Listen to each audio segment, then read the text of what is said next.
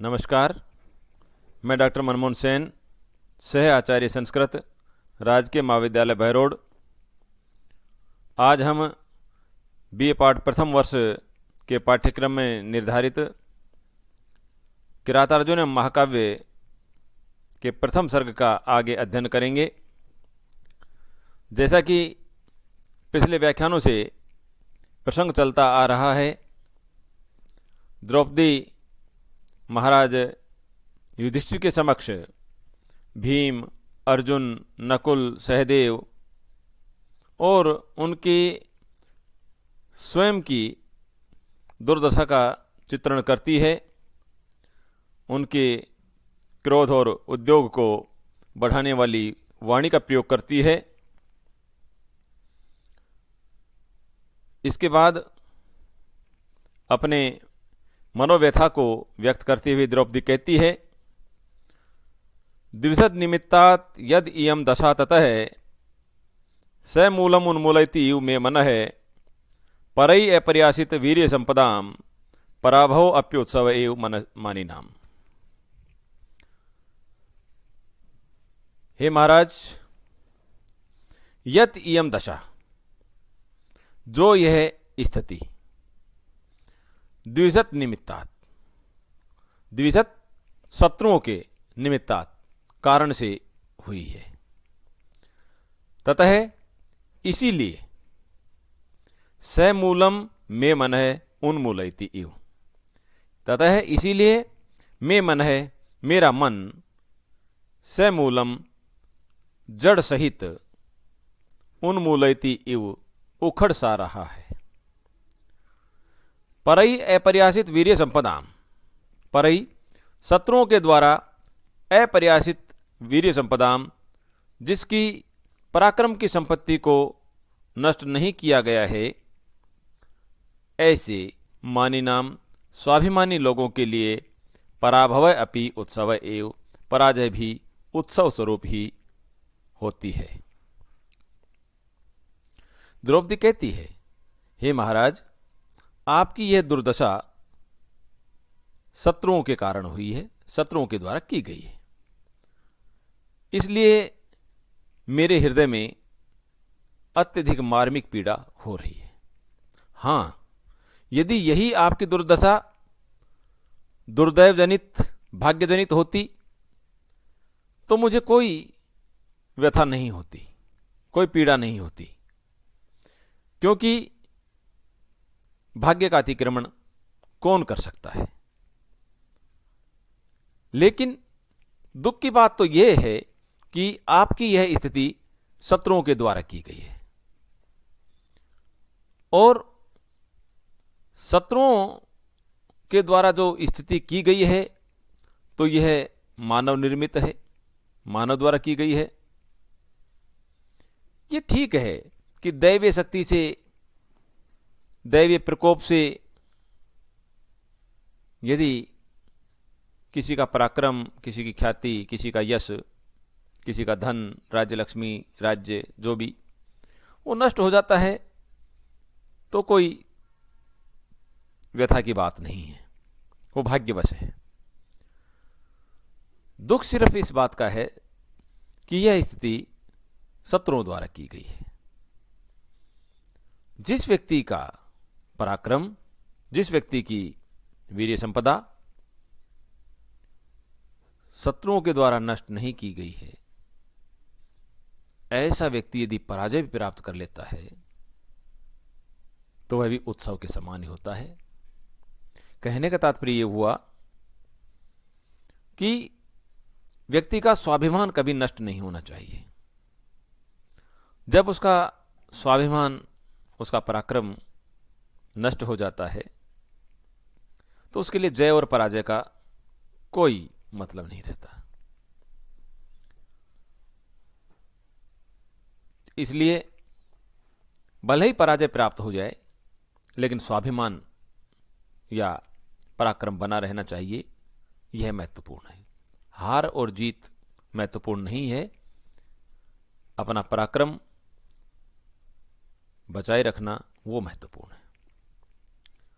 एक बार पुनर्देखिए, यत इयम दशा, चूंकि यह आपकी स्थिति द्विषद निमित्तात् शत्रुओं के द्वारा की गई है, ततः इसीलिए मे मन है, मेरा जो मन है, स मूलम उन्मूलयति इव, जड़ से उखड़ सा रहा है। क्योंकि परई अपरियासित वीर्य संपदाम, शत्रुओं के द्वारा जिसका पराक्रम रूपी संपत्ति नष्ट नहीं की गई है, ऐसे मानी नाम स्वाभिमानी लोगों के लिए पराभव अपि उत्सव एवं, पराजय भी उत्सव के समान ही होता है। जिसकी वीर्य संपदा नष्ट नहीं हुई, ऐसे व्यक्ति को यदि पराजय भी प्राप्त हो जाए तो कोई चिंता की बात नहीं है, कोई व्यथा की बात नहीं, कोई पीड़ा की बात नहीं है। उसका पराक्रम नष्ट नहीं होना चाहिए, उसका जो पराक्रम है, जो वीर्य है, जो उसकी शक्ति है, जो उसका स्वाभिमान है, वो नष्ट नहीं होना चाहिए। इसी बात को आगे बढ़ाती हुई द्रौपदी कहती हैं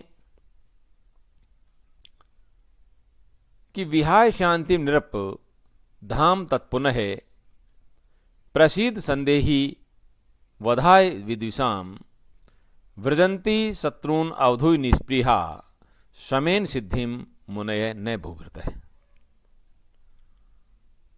और फिर भी यदि आप शांति धारण करते हैं तो यह उचित नहीं है। हे महाराज, हे नृप, हे राजन, शांतिम विहाय, शांति का त्याग करके विद्विषाम वधाय, शत्रुओं का नाश करने के लिए, शत्रुओं का वध करने के लिए, पुनः तत् धाम संदेही, पुनः फिर से तत् उसी तेज को, धाम तेज को संदेही धारण करो, प्रसीद और प्रसन्न हो जाओ। निस्पृहा, क्योंकि इच्छा रहित, स्पृहा इच्छा को कहते हैं, निस्पृहा इच्छा रहित मुनय, मुनि लोग ही शत्रुन अवधुय, अपने आंतरिक शत्रुओं को जीत करके, काम क्रोध लोभ मोह मद मात्सर्य आदि आंतरिक शत्रुओं को जीत करके, शमेन सिद्धिम वृजंती, शमेन शांति से, सिद्धिम वृजंती सफलता प्राप्त करते हैं, भूभृत ने, लेकिन राजा लोग शांति से सफलता प्राप्त नहीं करते, उन्हें तो अपने पराक्रम का प्रदर्शन करना ही होता है। द्रौपदी कहना चाहती है कि आप बिल्कुल शांत चित्त हो जाएं और शांति को छोड़ करके विद्विषाम वधाय, शत्रुओं का नाश करने के लिए अपने उसी तेज को, उसी क्रोध को, उसी उद्योग को पुनः प्राप्त करें, प्रसन्न हो जाएं। द्रौपदी यह कहना चाहती है, यह बताना चाहती है कि यद्यपि शांति से सफलता प्राप्त होती है, लेकिन राजाओं को नहीं। शांति से सफलता प्राप्त किसे होती है? शांति से सफलता प्राप्त करते हैं मुनि लोग, ऋषि लोग। ऋषि लोग, मुनि लोग शांति धारण करके अपने आंतरिक जो व्यक्ति के हृदयगत जो मानसिक जो शत्रु होते हैं, काम क्रोध लोभ मोह मद मात्सर्य आदि, उनको अपने वश में करके शांति से सफलता प्राप्त कर सकते हैं। लेकिन राजा लोग नहीं। राजाओं को तो अपने शत्रुओं को परास्त करने के लिए उसी तेज को धारण करना होता है, उग्र तेज से ही वह शत्रुओं को परास्त कर सकते हैं। इसलिए महाराज, आप शांति का त्याग कीजिए और अपने क्रोध को पुनः प्राप्त करें और अपने तेज को प्राप्त करें। यह इसमें द्रौपदी बता रही है। एक बार पुनः देखिए। हे नृप, हे राजन, शांति विहाय, शांति का त्याग करके विद्विषाम वधाय, शत्रुओं का नाश करने के लिए पुनः तत्धाम संदेही, फिर से उसी तेज को धारण करो, प्राप्त करो, प्रसिद्ध और प्रसन्न हो जाओ। संदेही में सम उपसर्गपूर्वक धा धातु है, लोट लकार मध्यम पुरुष और एक वचन का रूप है। वधाय वध करने के लिए, चतुर्थी विभक्ति एकवचन का रूप है। एक बार पुनः देखिए अर्थ। हे राजन, शांति का त्याग करके विद्युषाम वधाय, शत्रुओं का नाश करने के लिए, पुनः तद्धाम संदेही, पुनः उस तेज को धारण करो, प्रसिद्ध और प्रसन्न हो जाओ।